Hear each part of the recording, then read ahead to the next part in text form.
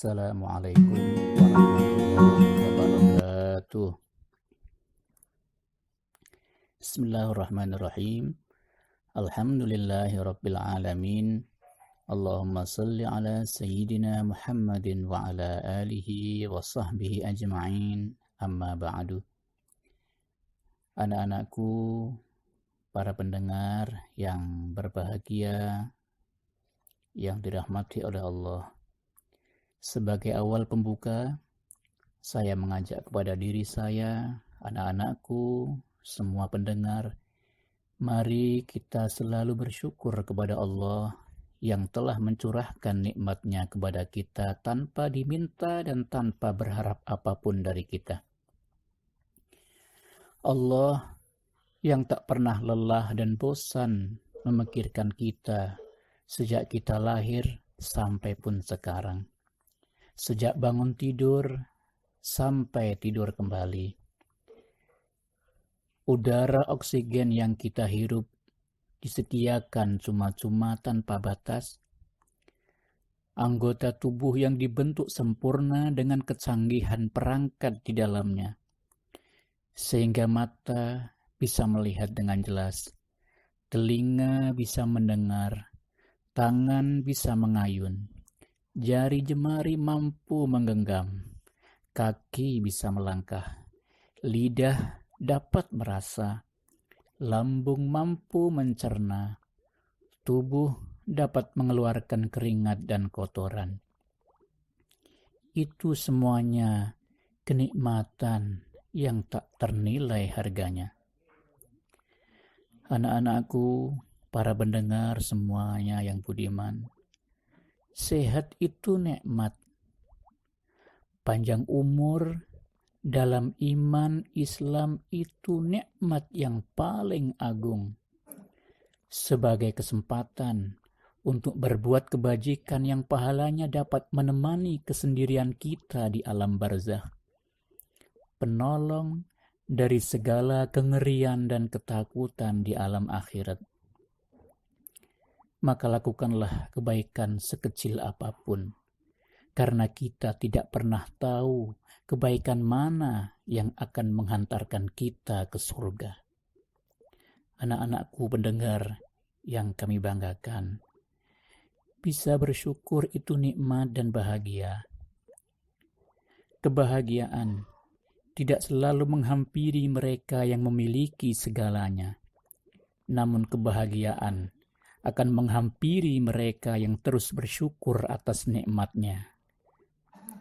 Maka bukan kebahagiaan yang membuat kita bersyukur, tapi dengan bersyukur akan menjadikan hidup kita bahagia. Dengan kata lain, janganlah menunggu sukses baru bersyukur, tapi bersyukurlah, maka sukses itu pasti akan datang.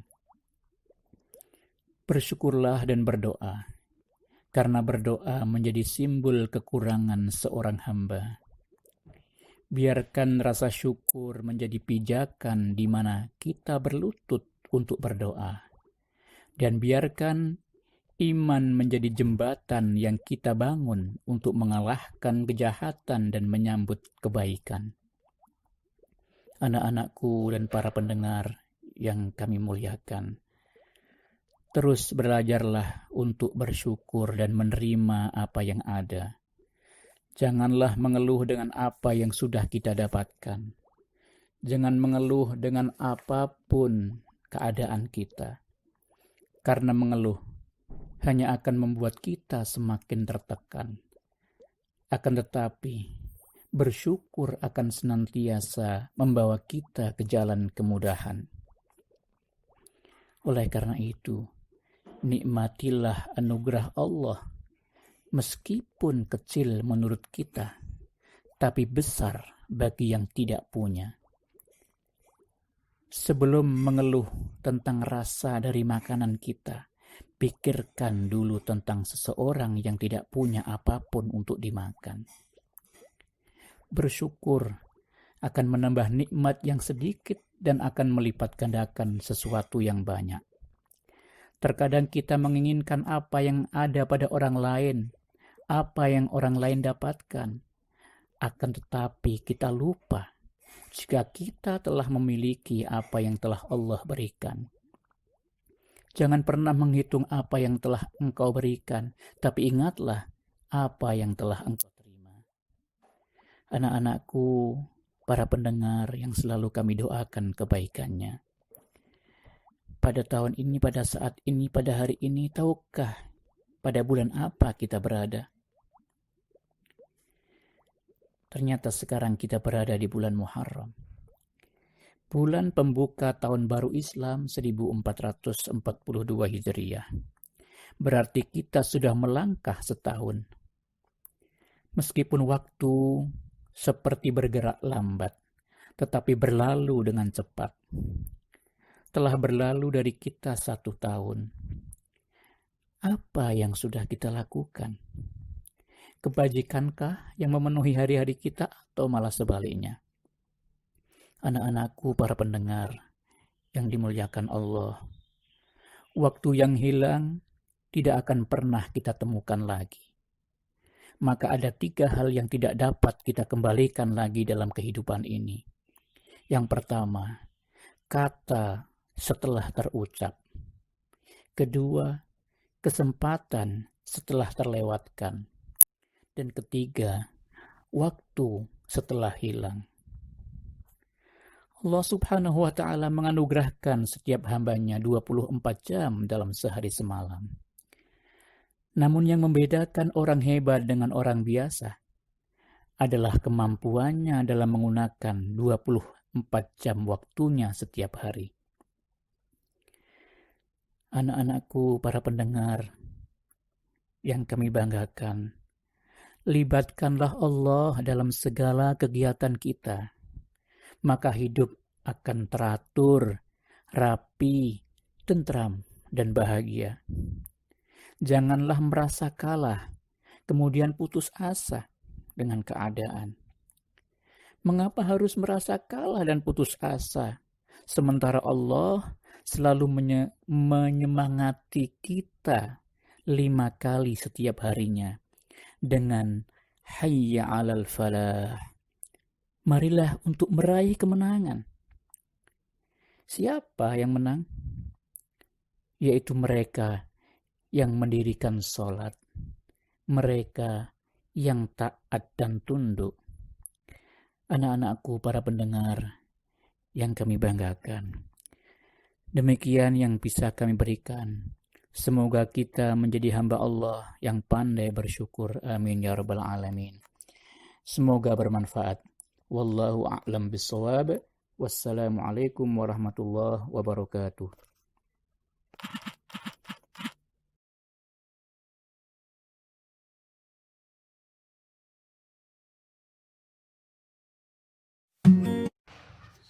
Assalamualaikum warahmatullahi wabarakatuh. Bismillah, alhamdulillah, wassalatu wassalamu ala rasulillah wa ala alihi wa sahbihi wa mawalah. La hawla wa la quwata illa billah, amma ba'du. Anak-anakku SMB Islam yang saya sayangi dan saya banggakan, para pendengar setia yang berbahagia, alhamdulillah kita masih diberi beberapa kenikmatan, termasuk kenikmatan sehat walafiat. Masih dapat merasakan lazatnya makanan dan minuman yang manis, yang gurih, yang segar, yang asin, dan yang lain-lainnya. Dan juga kita masih diberi kenikmatan berupa kesempatan, sehingga pada saat ini kita dapat bersama-sama mendengarkan ceramah keagamaan. Anak-anakku yang saya sayangi dan para pendengar setia yang berbahagia, pada kesempatan ini akan saya sampaikan ceramah keagamaan dengan tema hormat dan taat kepada orang tua. Kenapa saya ambil itu? Kenapa saya pilih itu? Karena setelah kita ketahui bersama-sama melalui media-media, baik media televisi, media internet, bahwa di akhir-akhir zaman ini banyak anak-anak yang durhaka, yang berani kepada orang tuanya. Oleh sebab itu saya khawatir kalau hal itu terjadi pada anak-anak kami akan berbuat apa? Hanya bisanya menangis. Anak-anakku yang saya sayangi, para pendengar setia yang berbahagia, muncullah pertanyaan di hati saya. Apakah anak-anak tersebut tidak memahami, tidak mengerti bahwa hukumnya berbuat baik kepada orang tua, hukumnya hormat dan taat kepada orang tua itu adalah wajib. Allah Subhanahu wa taala berfirman dalam surat Al-Isra ayat 23, wa qadha rabbuka alla ta'budu illa iyyahu wa bil walidaini ihsana al-ayah, yang artinya, dan Tuhanmu telah memerintahkan agar kalian tidak menyembah kecuali kepadanya, dan berbuat baiklah kepada kedua orang tua, ibu dan bapak. Itu adalah dasar dalil wajibnya anak berbuat baik terhadap orang tuanya. Anak-anakku yang saya sayangi dan saya banggakan, dan para pendengar setia yang berbahagia, di samping hukumnya wajib, kita akan mendapatkan pahala yang luar biasa. Akan mendapatkan nilai yang tinggi, tingginya melebihi daripada jihad di jalan Allah. Tertulis dalam hadis yang diriwayatkan oleh Imam Tirmidzi, bahkan di Quran hadis yang dikarang oleh T. Ibrahim dan Darsono, itu riwayatnya Bukhari dan Muslim, karena hadis ini sahih. Tertulis di situ, Ibnu Mas'ud bertanya kepada Rasulullah, ayyul amal ahabbu ilallah? Rasulullah menjawab, as-salatu ala waktiha, salat tepat pada waktunya. Kemudian Ibnu Mas'ud bertanya lagi, summa ayyun? Rasulullah menjawab, birrul walidain, berbuat baik kepada kedua orang tua. Ibnu Mas'ud bertanya lagi, summa ayyun? Rasulullah menjawab lagi, al-jihadu fi sabilillah, jihad di jalan Allah. Melihat hadis ini berarti berbuat baik kepada kedua orang tua itu nilainya lebih tinggi daripada jihad di jalan Allah. Anak-anakku yang saya sayangi dan sampaikan, demikianlah sekelumit ceramah keagamaan yang dapat saya sampaikan. Semoga bermanfaat bagi kita semua. Amin, Allahumma amin. Kurang lebihnya mohon maaf. Billahi taufiq wal hidayah. Assalamualaikum warahmatullahi wabarakatuh.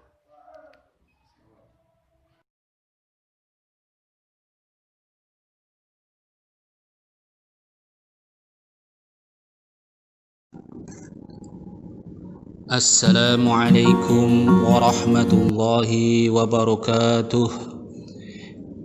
Alhamdulillahi rabbil alamin, wassalatu wassalamu ala asyrafil anbiya'i wal mursalin, sayyidina Muhammadin wa ala alihi wa sahbihi ajmain, amma ba'du.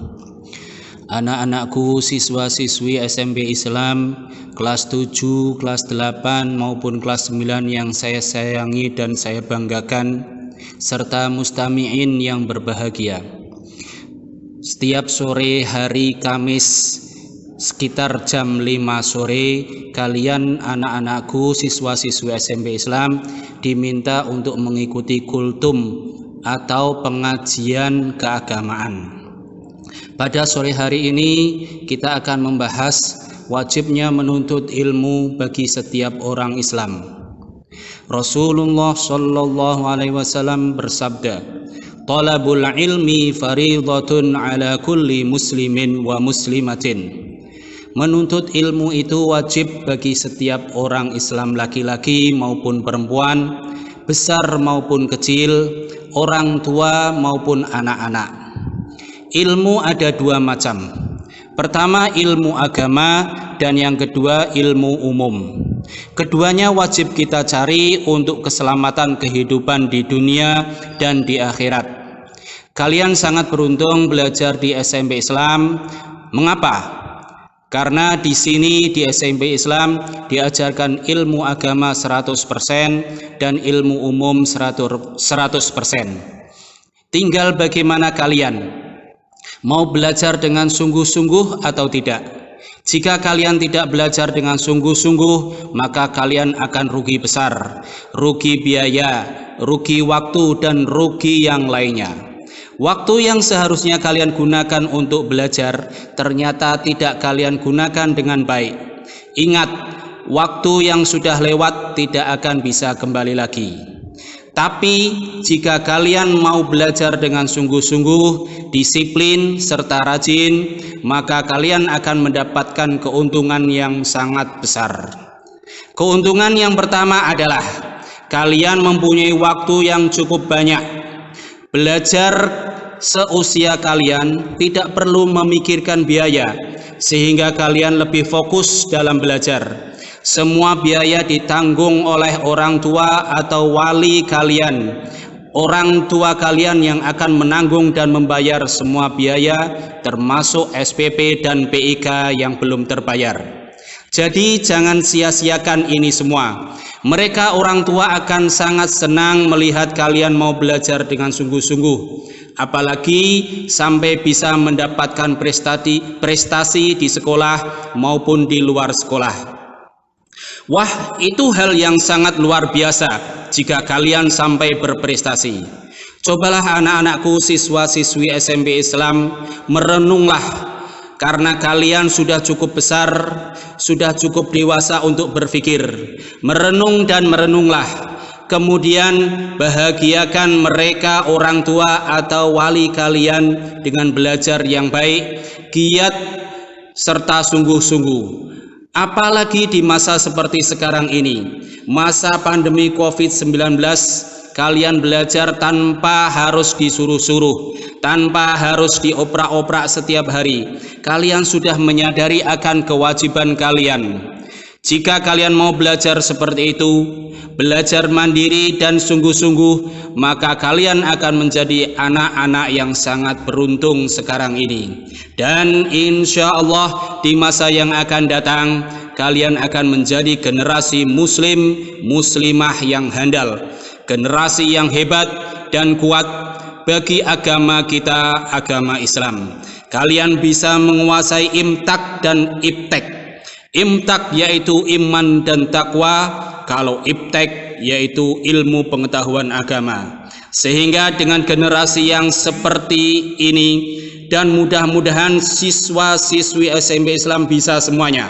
Saya yakin itu. Insya Allah negara Indonesia akan menjadi negara maju yang tidak tergantung lagi dengan negara lain seperti negara Cina, tidak tergantung dengan negara Amerika maupun Rusia dan lain sebagainya. Indonesia akan menjadi negara yang baldatun thayyibatun wa rabbun ghafur, negeri yang makmur, adil sentosa, penduduknya bertakwa dan Tuhannya Maha Pengampun. Amin amin ya rabbal alamin. Akhirnya saya kira cukup sekian pertemuan kultum pada sore hari ini. Apabila ada sumur di ladang, bolehlah kita mandi. Apabila ada kesempatan panjang, kita bisa jumpa lagi. Dan mohon maaf atas segala kesalahan. Billahi taufik wal hidayah. Kita tutup dengan bacaan doa kafaratul majlis bersama-sama. Subhanakallahumma wa bihamdika asyhadu an la ilaha illa anta astaghfiruka wa atubu ilaik. See you. Assalamualaikum warahmatullahi wabarakatuh.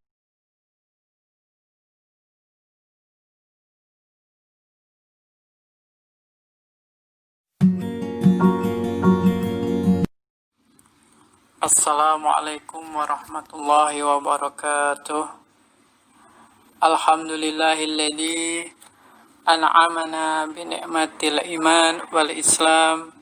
Wassalatu wassalamu ala sayyidina Muhammadin sallallahu alaihi wasallam khairil anam wa ala alihi wa sahbihi wa tabi'ihi ala dawam. Asyhadu an la ilaha illallah wahdahu la syarikalah wa asyhadu anna Muhammadan abduhu wa rasuluh la nabiyya ba'dah. Anak-anakku SMP Islam Kota Pekalongan kelas 7, kelas 8, kelas 9 dan para pendengar yang berbahagia yang dirahmati oleh Allah Subhanahu wa taala.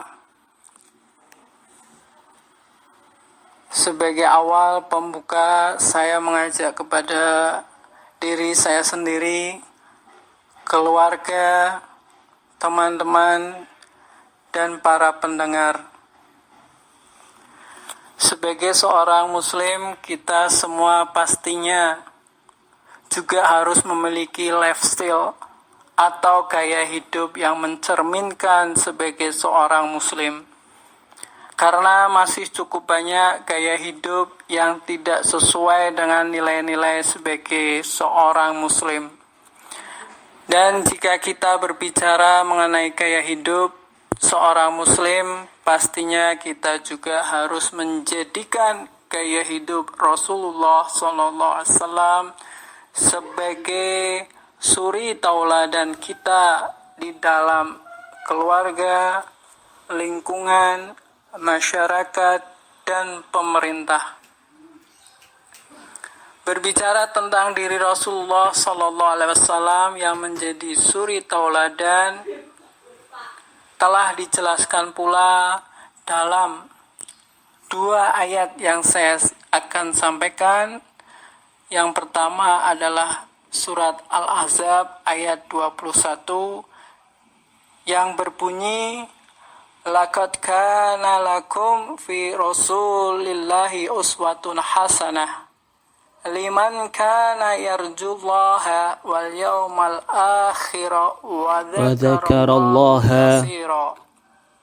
Yang artinya sesungguhnya telah ada pada diri Rasulullah sallallahu alaihi wasallam itu uswatun hasanah atau suri tauladan yang baik bagimu, yaitu bagi orang-orang yang mengharap rahmat Allah Subhanahu wa taala dan kedatangannya di hari kiamat, dan dia banyak menyebut nama Allah Subhanahu wa taala.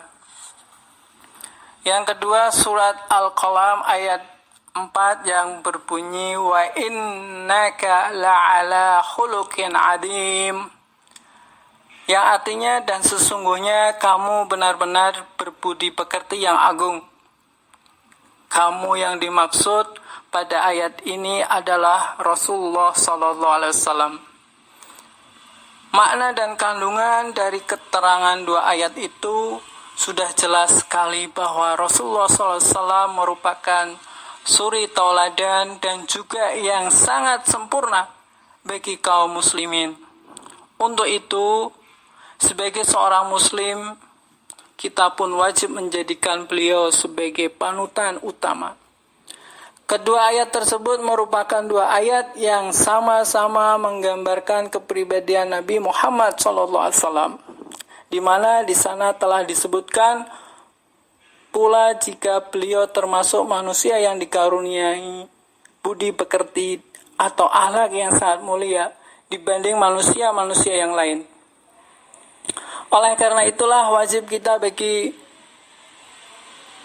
kita untuk menjadikan Rasulullah SAW sebagai tauladan utama kita.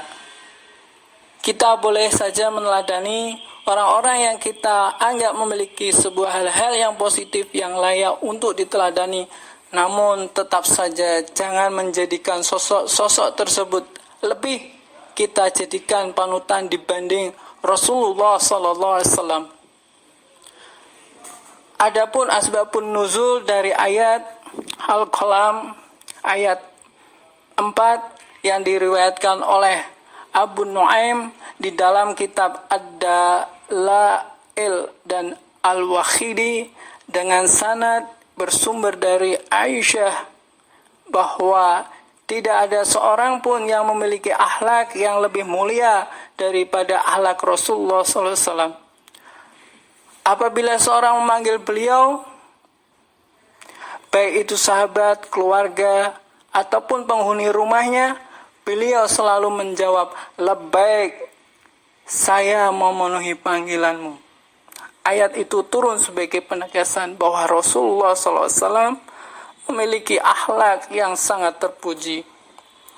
Tidak ada yang lebih mulia daripada Rasulullah SAW. Kita semua tahu bahwa yang namanya manusia pasti punya salah dan khilaf. Karena itulah kita sangat tidak layak menjadikan seorang manusia yang merupakan tempat salah dan khilaf sebagai model yang lebih tinggi dari Rasulullah SAW. Karena itulah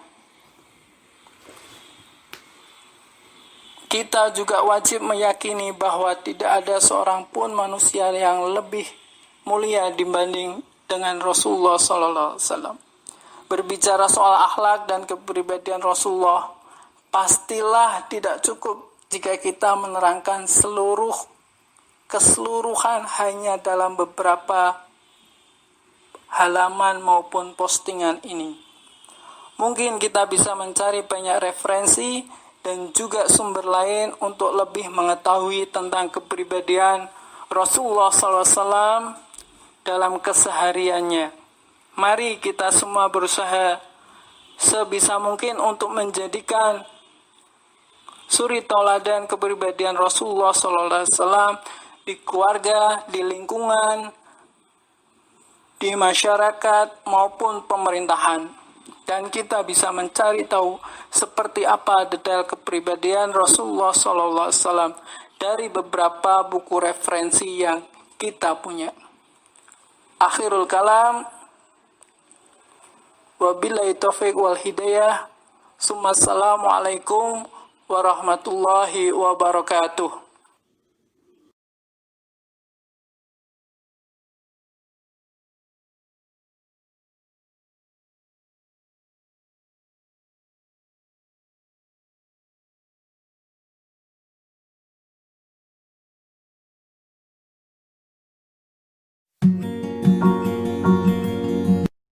Assalamualaikum warahmatullahi wabarakatuh. Alhamdulillahirabbil alamin. Alhamdulillahil wahidul qahhar alladzi khalaqal insana min salsalin kal fakhar. Sallallahu wasallama ala sayyidina Muhammadin nuril anwar wa alihil athhar wa ashabihil akhyar, amma ba'du. Haratil Mukarramin, segenap siswa-siswi SMP Islam Kota Pekalongan yang berbahagia. Terlebih dahulu marilah kita panjatkan puja dan puji syukur kita kehadirat Allah Subhanahu wa taala biqauli alhamdulillahirabbil alamin. Pada kesempatan di sore hari ini kita masih diberikan kenikmatan oleh Allah, nikmat iman, nikmat Islam, nikmat kesehatan, serta nikmat kesempatan, sehingga kita bisa bersama-sama untuk mengikuti acara ngaji bareng di sore hari ini dalam keadaan sehat walafiat. Sholawat serta salam semoga senantiasa akan selalu tercurah ke haribaan Nabi Agung Muhammad sallallahu alaihi wasallam biqali Allahumma sholli wa sallim ala sayyidina Muhammad wa ala alihi wa ashabihi. Dan semoga kelak kita memperoleh syafaatul utmanya dari beliau Nabi Agung Muhammad sallallahu alaihi wasallam fid dini wad dunya wal akhirah. Amin Allahumma amin. Anak-anakku sekalian yang saya banggakan, pada pertemuan di ngaji bareng daring pertemuan di sore hari ini, kita akan membahas tentang antara bermedia sosial dan membaca Al-Quran. Antara bermedia sosial dan membaca Al-Quran. Kita sekarang berada dalam era digital, semua serba canggih. Hampir semua aktivitas kita selalu berkawan dengan mesin. Mengecek HP sesering mungkin hanya dalam rangka berbagi dan mengakses informasi, atau bahkan hanya sekedar bermain game online atau mungkin media sosial yang lainnya. Dengan sedemikian besarnya pengakses informasi ini, mari kita muhasabah bersama-sama. Mari kita introspeksi diri bersama-sama. Mari kita tanyakan kepada pribadi kita masing-masing. Waktu kita untuk membuka HP di luar kebutuhan pembelajaran daring, apakah seimbang atau minimal sejajar dengan waktu kita untuk mengakses informasi dari Allah Subhanahu wa Ta'ala yang Maha Menciptakan kita? Dalam sehari, berapa jam kita membuka HP dan berapa jam kita membuka Al-Quran? Jika informasi tidak penting atau bahkan informasi buruk saja yang selalu kita akses sepanjang hari, tidak heran bila kita kian menjauh dari agama. Sebab yang kita ambil teladan, yang kita tiru tidak bersumber dari Al-Quran. Bagaimana orang akan mendapatkan keberkahan dari Al-Quran jika mengakses Al-Quran saja jarang-jarang atau bahkan tidak pernah sama sekali? Apakah artis-artis yang selalu kita ikuti kabar aktivitasnya di dunia ini, kelak dia mati akan peduli dengan kita? Apabila jawabannya adalah tidak, maka selayaknya kita mengakses informasi yang kelak memberikan syafaatnya kepada kita di hari kiamat, yaitu Al-Quranul Karim. Abu Umamah Al-Bahili menceritakan, ia pernah mendengar dari Rasulullah SAW bersabda, "Iqra'ul Qur'an fa innahu ya'ti yaumal qiyamati syafi'an li ashabi." Yang artinya, bacalah kalian Al-Quran, sesungguhnya besok pada hari kiamat ia akan menjadi pemberi syafaat atau penolong bagi pembacanya. Hadis riwayat Muslim. Di hadis lain, Rasulullah SAW sangat banyak menyebutkan bagaimana keutamaan Al-Quran. Di antaranya adalah man qara'a harfan min kitabillahi falahu hasanatun. Barang siapa yang membaca satu huruf saja dari kitabullah, yaitu Al-Quran, maka ia mendapatkan satu kebaikan. Wal hasanatu bi asyri amsalihha. Padahal setiap satu kebaikan akan dibalas oleh Allah dengan 10 kebaikan. La aqulu alif lam mim harfun. Aku tidak mengatakan alif lam mim itu terdiri dari satu huruf. Walakin alifun harfun, walamun harfun, wa mimun harfun. Tapi alif dihitung satu huruf, lam dihitung satu huruf, dan mim dihitung satu huruf. Hadis riwayat At-Tirmidzi. Berarti anak-anakku semua, jika alif lam mim, jika alif lam mim dihitung 3 huruf, maka 3 huruf tersebut masing-masing dikalikan 10 menjadi 30 balasan pahala kebaikan yang akan diberikan oleh Allah kepada orang yang membaca Al-Quran. Itu baru alif lam mim saja loh ya. Nah, tentu hal ini tidak akan sama dengan apa yang kita dapatkan saat kita membaca media sosial di HP. Selama apapun itu, mengakses medsos boleh-boleh saja, tidak haram selama tidak ada maksiat di dalamnya. Tapi jangan sampai mengakses medsos itu kita lantas melupakan aktivitas kita dalam membaca Al-Qur'anul Karim. Keutamaan bacaan Al-Quran tidak akan sebanding dengan bacaan manapun, termasuk yang tersebar di media sosial. Oleh karena itu, mari kita mulai membenahi diri kita. Jangan sampai kita merasa tidak punya waktu untuk membaca Al-Quran, tapi nyatanya kita punya waktu lama untuk bermedia sosial. Kita sekarang sudah tidak punya alasan untuk kerepotan membawa mushaf Al-Quran. Karena apa? Karena di dalam HP sekarang kita bisa memasang aplikasi mushaf Al-Quran.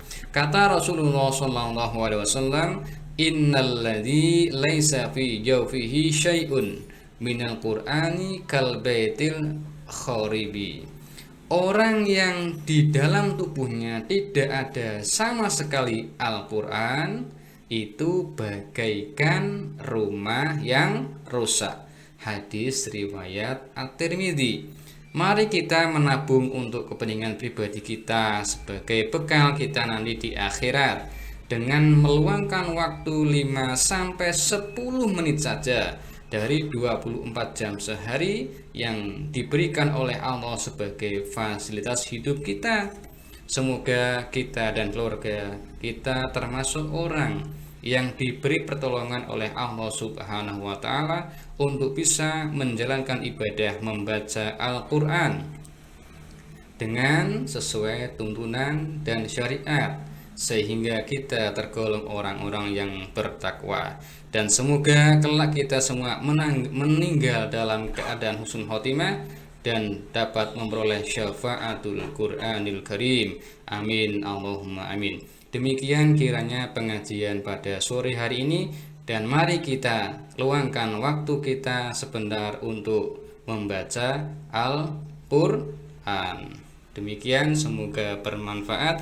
Mari bersama kita tutup dengan membaca doa kafaratul majlis. Bismillahirrahmanirrahim. Subhanakallahumma wa bihamdika asyhadu an la ilaha illa anta astaghfiruka wa atubu ilaik. Wallahul muwaffiq ila aqwamit thoriq wal afu minkum. Akhirul kalam. Wassalamualaikum warahmatullahi wabarakatuh. Assalamualaikum warahmatullahi wabarakatuh. Bismillahirrahmanirrahim. Alhamdulillahirabbil alamin. Hamdan syakirin, hamdan naimin, hamdan yuafi ni'amahu yukafi mazidah. Ya Rabbana lakal hamdu kama yanbaghi li jalali wajhikal karim wa 'azimi sultanik. Rabbi shrah li sadri wa yassir li amri wa hlul 'uqdatam min lisani yafqahu qawli. Allahumma shalli wa sallim wa barik ala sayidina Muhammadin wa ala ali sayidina Muhammad. Amma ba'da. Alhamdulillah, pada sore hari ini berjumpa kembali dalam kegiatan ceramah sore di grup WA SMP Islam Pekalongan. Semoga umur kita dipanjangkan selalu dalam keadaan taat kepada Allah Subhanahu wa Ta'ala. Salawat serta salam mari senantiasa kita haturkan kepada baginda Nabi kita Muhammad sallallahu alaihi wasallam.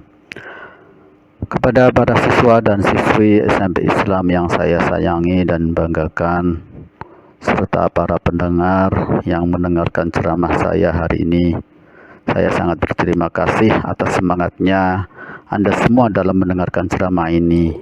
Karena di antara ciri-ciri orang yang dicintai Allah adalah orang yang dimudahkan dalam memahami ilmu agama. Hari ini Al-Fakir mengangkat tema yaitu keutamaan dalam bersalawat ke atas Nabi Muhammad SAW.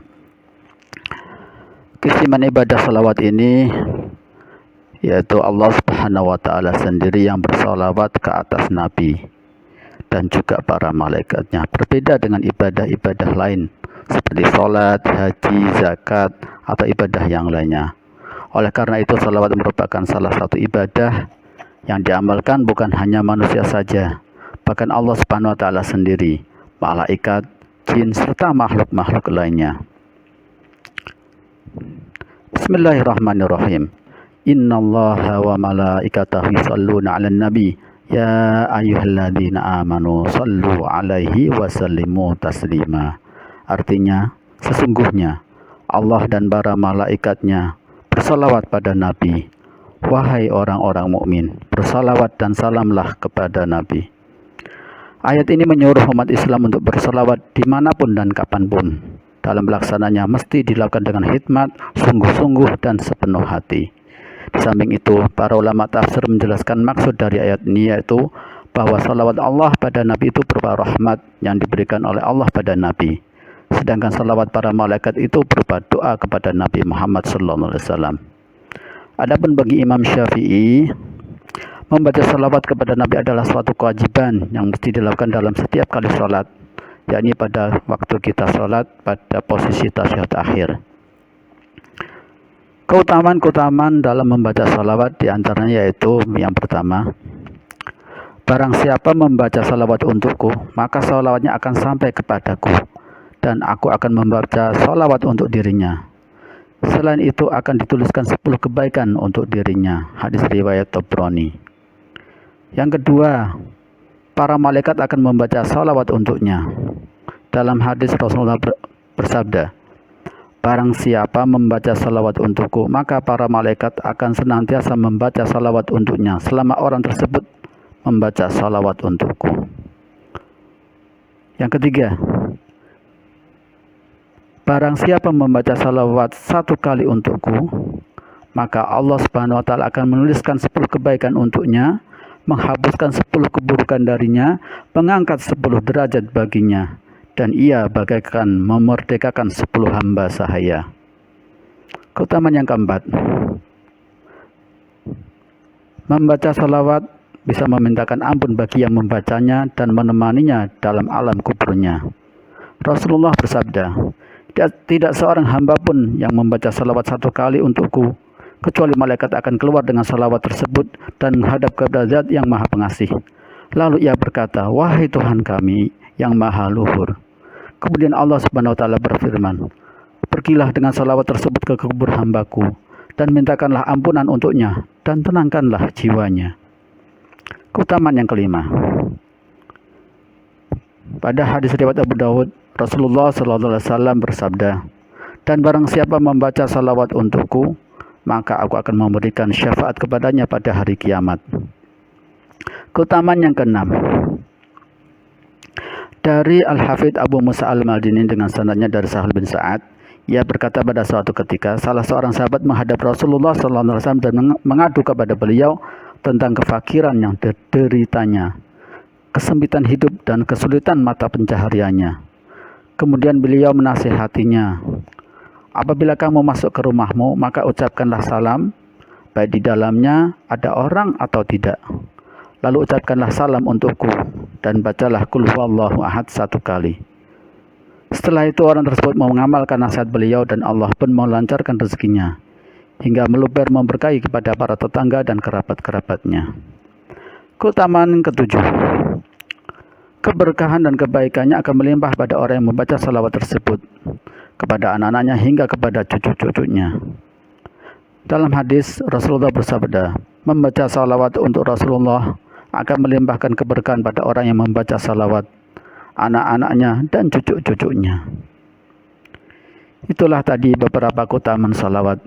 Sebenarnya masih banyak lagi keutamaan salawat yang masih banyak belum diketahui. Yang pastinya semakin banyak salawat kita amalkan, insya Allah akan menambah kebaikan hidup kita baik di dunia maupun di akhirat. Adapun bacaan salawat yang paling utama yaitu bacaan salawat ketika kita melakukan tasyahud akhir pada saat kita melakukan sholat.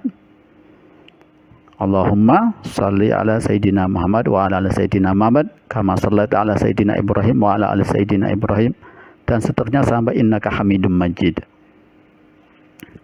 Itu merupakan salawat yang paling utama. Adapun salawat yang paling sederhana yaitu bisa dengan membaca sallallahu ala Muhammad.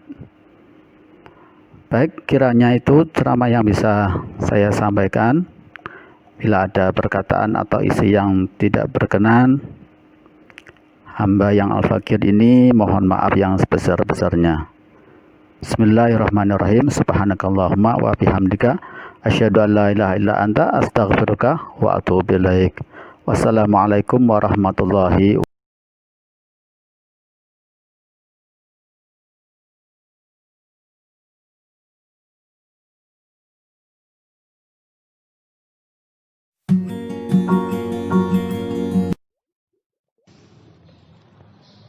Assalamualaikum warahmatullahi wabarakatuh. Bismillah, alhamdulillah, wassalatu wassalamu ala sayyidina Muhammad ibn Abdillah, la hawla wa la quwwata illa billah, amma ba'd. Rabbi zidni ilma warzuqni fahma. Ayyuhat talamid wa tilmidat as'adakumullah. Wahai anak-anakku semuanya, siswa-siswi SMP Ma'had Islam Kota Pekalongan yang berbahagia. Ada satu kisah yang sangat menarik, yang mana kisah ini terdapat dalam satu kitab yang bernama Al-Mawa'idh Al-Usfuriyah, karya Syekh Muhammad Abu Bakar Al-Usfuri.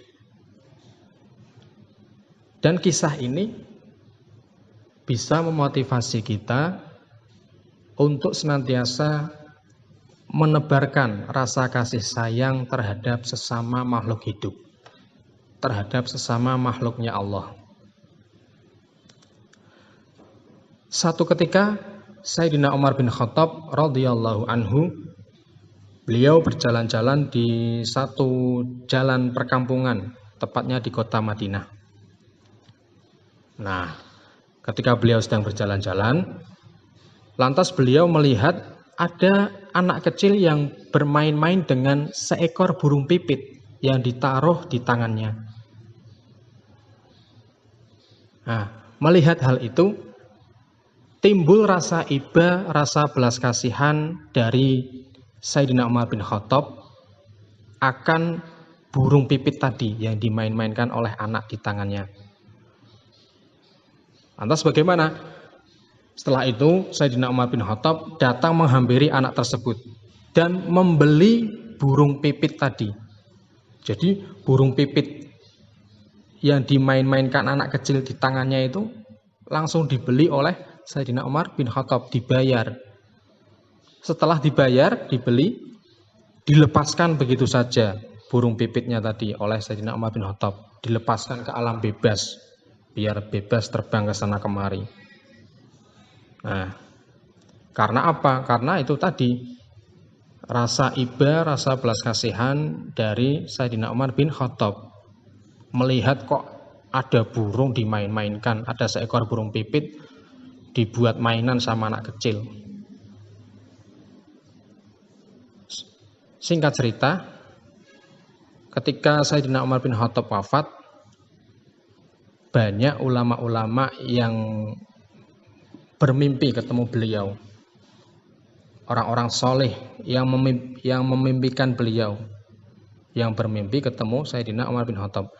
Nah, dalam mimpinya itu mereka para ulama bertanya kepada Sayyidina Umar bin Khattab perihal keadaan Sayyidina Umar bin Khattab itu sendiri. Apa yang telah Allah lakukan kepadamu, wahai Umar? Sayyidina Umar bin Khattab pun menjawab, Allah telah mengampuniku dan telah memaafkanku. Kemudian para ulama tadi bertanya kembali, karena apa wahai Umar, kok sampai-sampai Allah SWT itu memaafkanmu dan mengampunimu? Apa karena sifat kedermawananmu? Atau karena sifat keadilanmu? Atau karena sifat kezuhudanmu, wahai Umar? Nah, Sayyidina Umar pun menjawab. Beliau menjawab dengan bercerita. Ketika kalian meletakkanku di dalam kubur, kemudian kalian memendamku dengan tanah, dan kalian meninggalkanku sendirian di dalam kubur,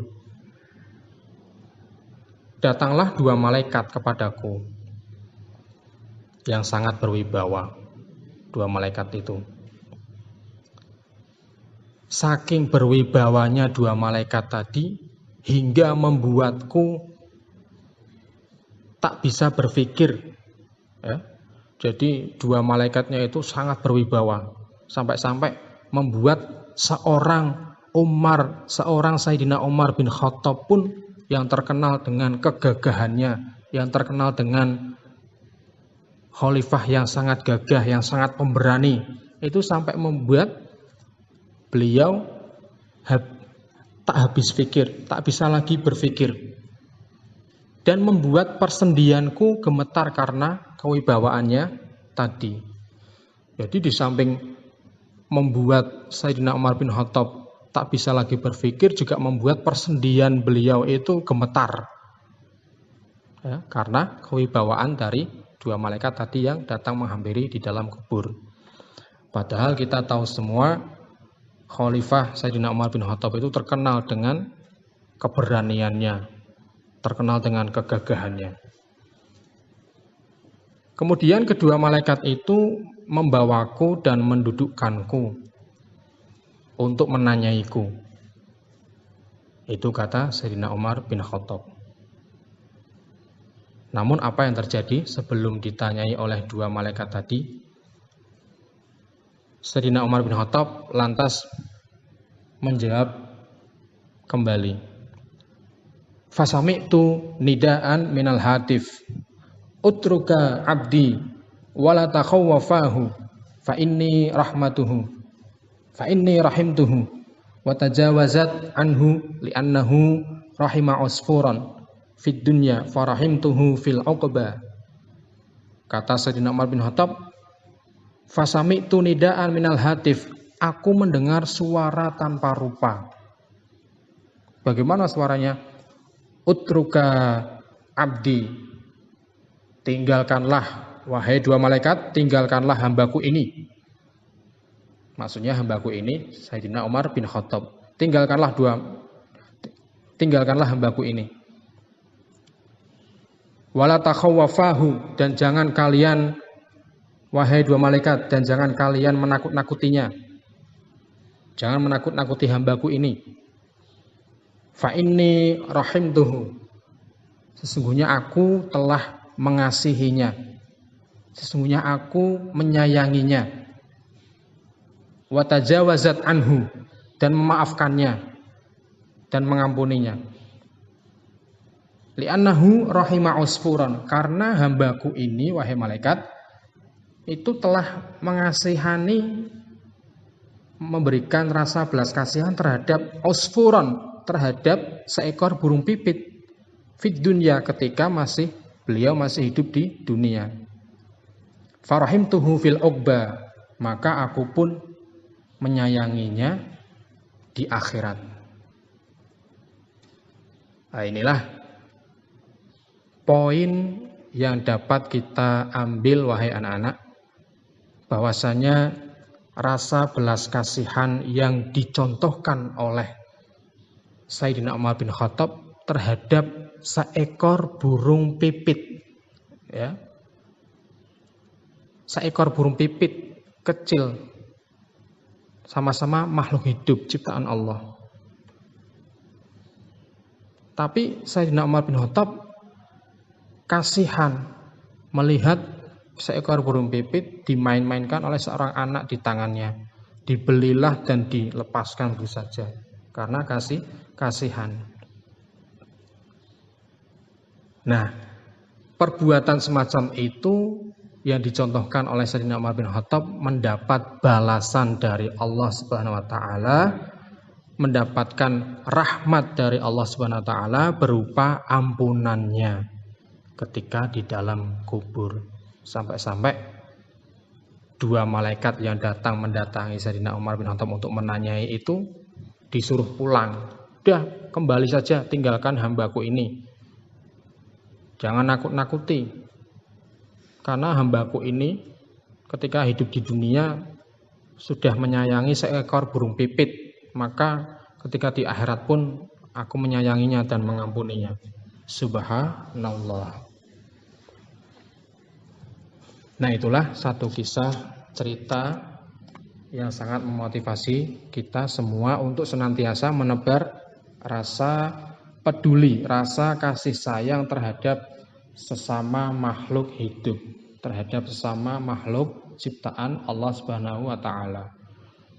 Sampai terhadap hewan pun, sebagaimana yang dicontohkan oleh Sayyidina Umar bin Khattab. Ya. Islam itu agama yang sangat sempurna. Karena Islam itu mencakup akan segala hal. Ya.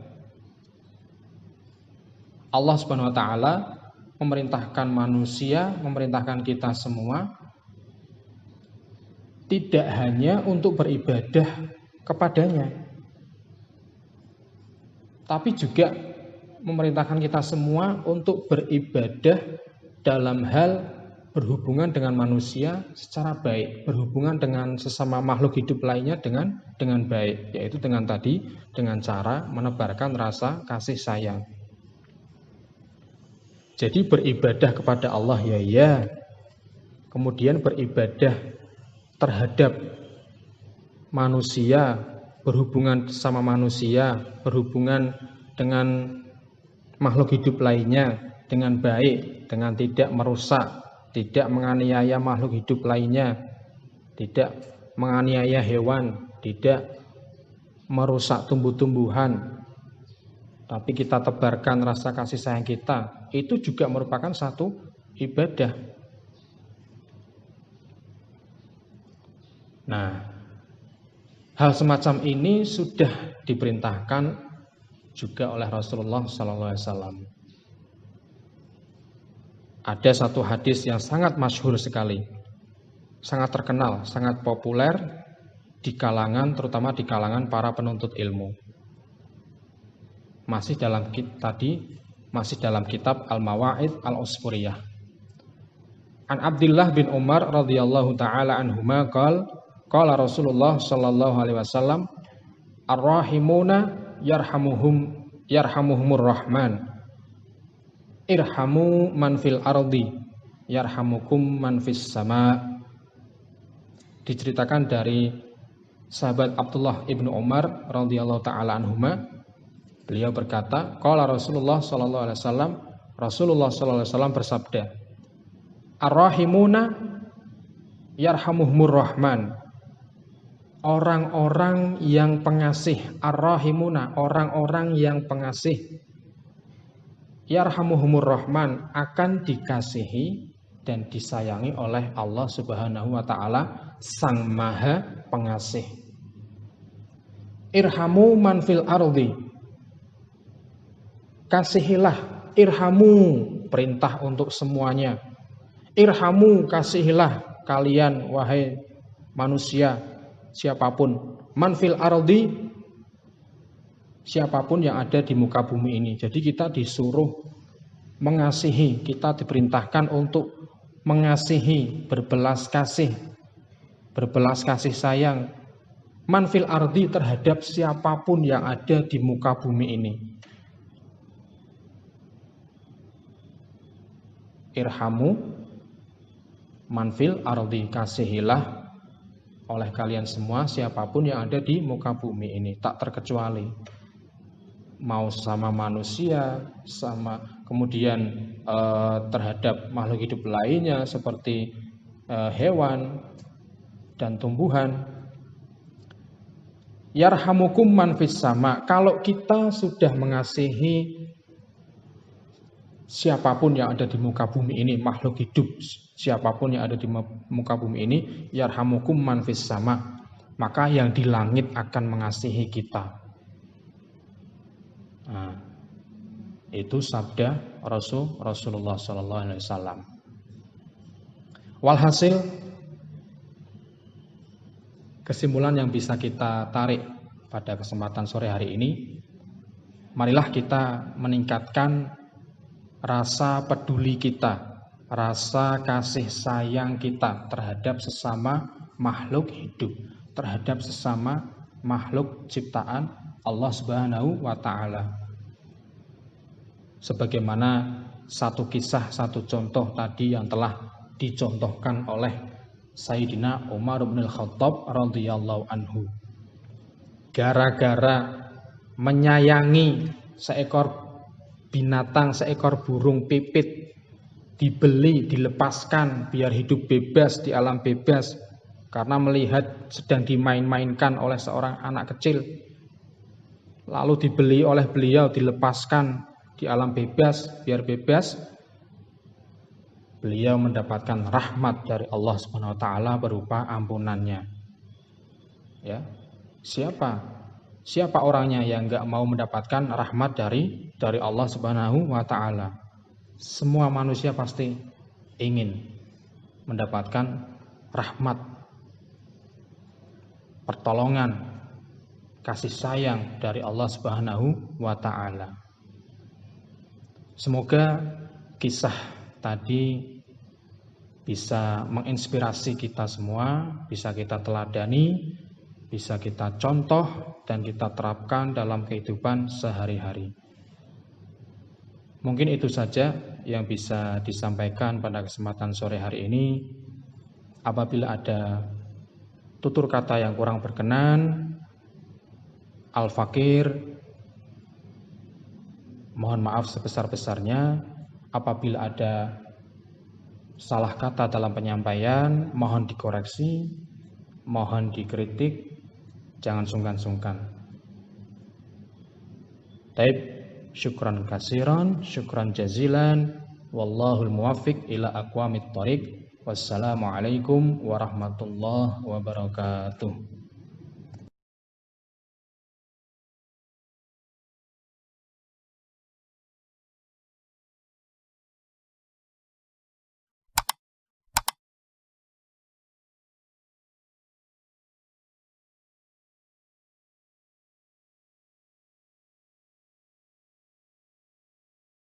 Warahmatullahi wabarakatuh.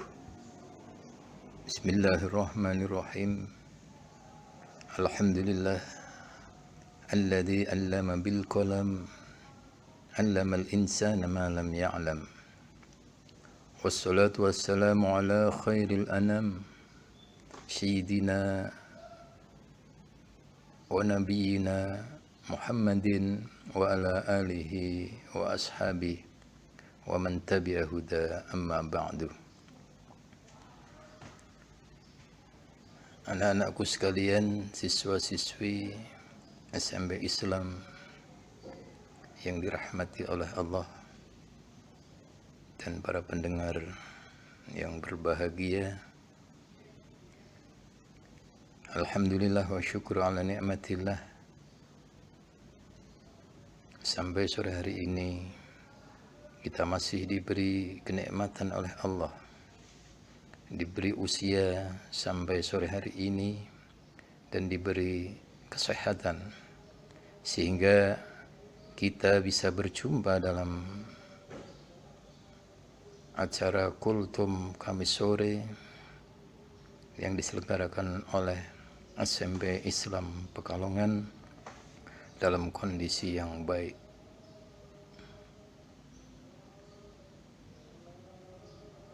Anak-anakku sekalian, pendengar yang berbahagia,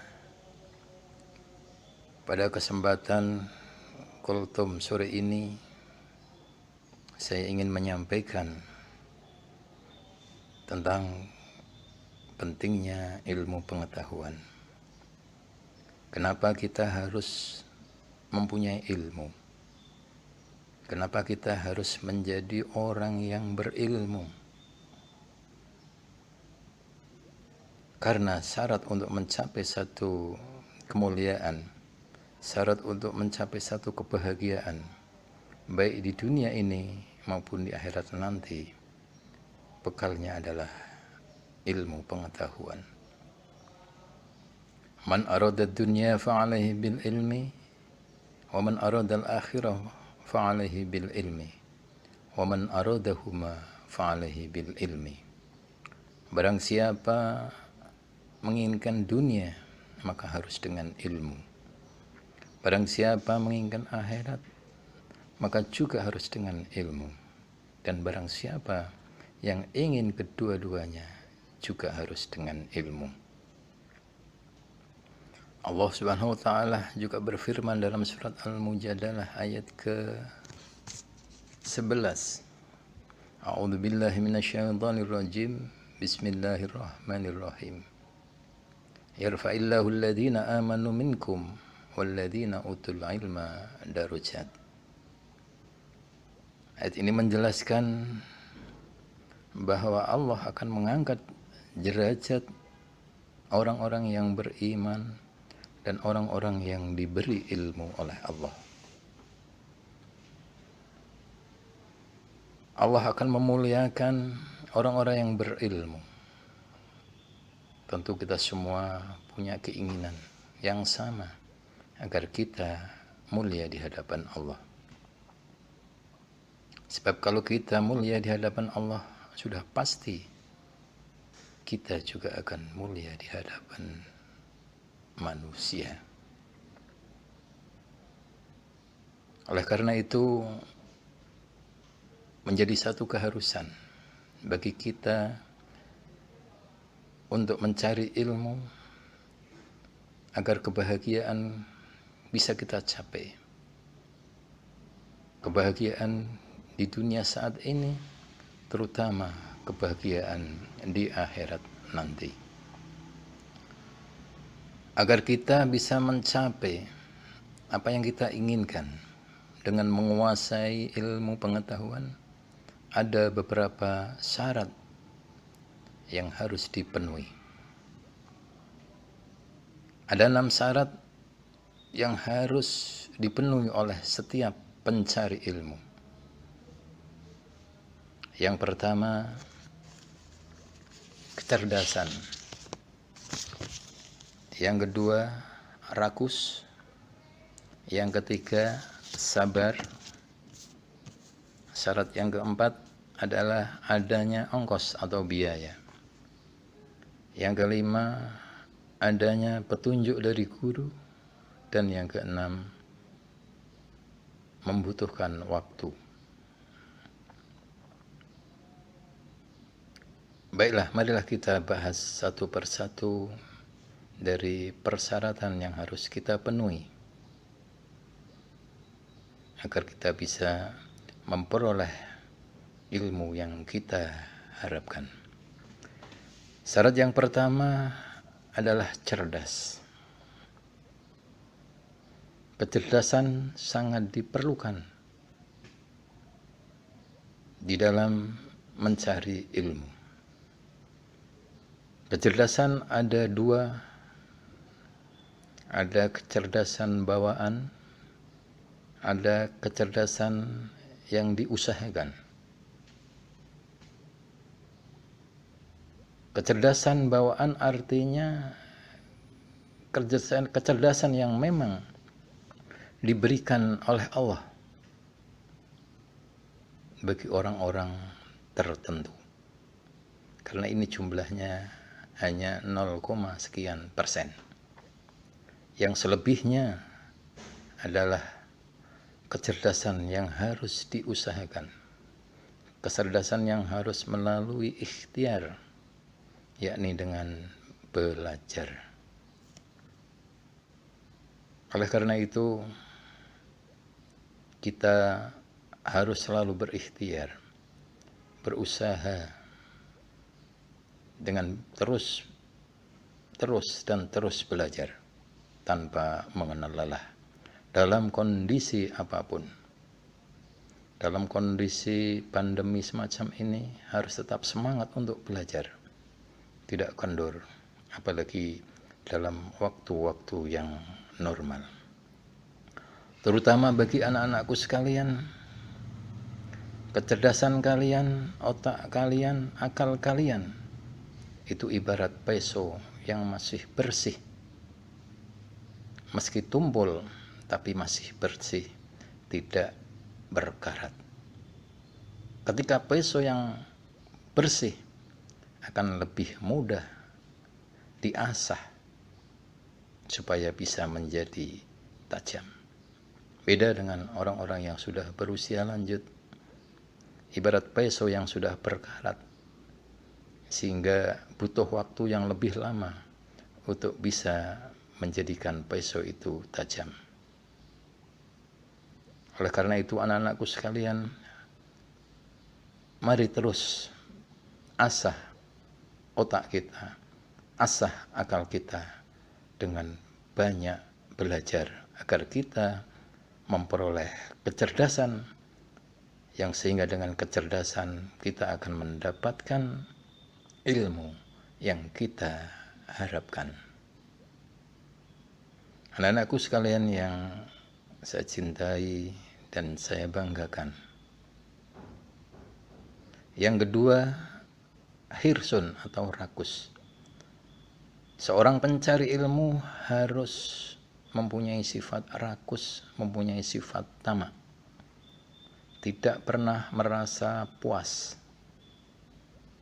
Tidak pernah merasa sudah tahu.